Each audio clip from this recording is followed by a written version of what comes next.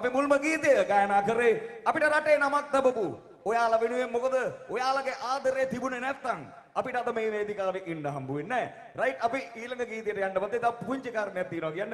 මේ ගිටාර් එක ගැන පොඩ්ඩක් කියන්න ඕනේ. මේක කිලෝ 8ක් විතර බරයි. අහ කියන්නේ යකඩ වලින් නිර්මාණය කරලා තින්නේ. මේ ගිටාර් එක නිර්මාණය කරේ නිවිති කළ ගයන් සංජීව මල්ලි. ඉතින් ඔයාලට ස්තුතියි. ඉතින් මේ ගිටාර් එකෙන් තමයි පළවෙනි ගීතය අපි ප්ලේ කරේ.